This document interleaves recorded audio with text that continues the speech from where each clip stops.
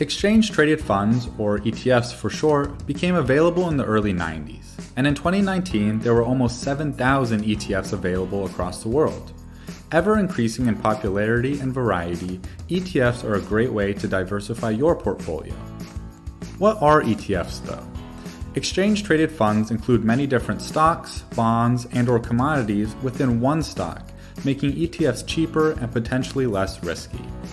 But why should I buy an ETF? ETFs are like buying a variety pack of chips. You get a little bit of everything.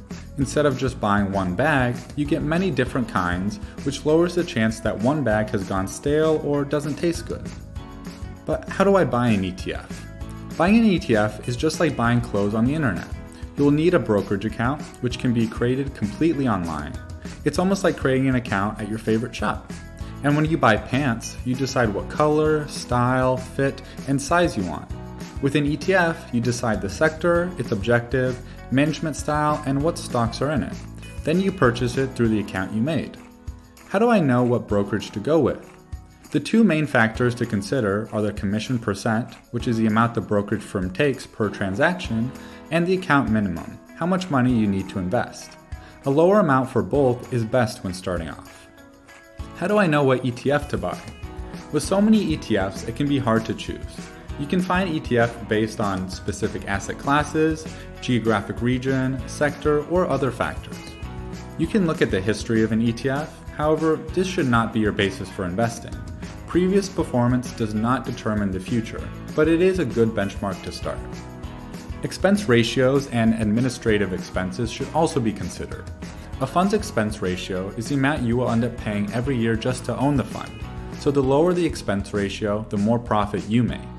Generally, ETFs with expense ratios under 0.1% are a good option.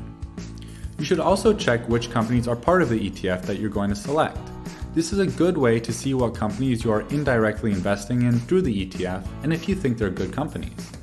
Lastly, there are two types of ETFs, passive and active. Passive ETFs are typically tracking an index and won't buy or sell stocks regularly.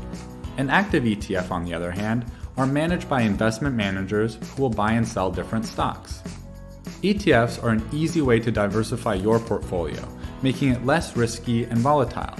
They also allow you to purchase many different stocks cheaply. But with so many ETFs available, you should take time and find out what's out there and what suits you.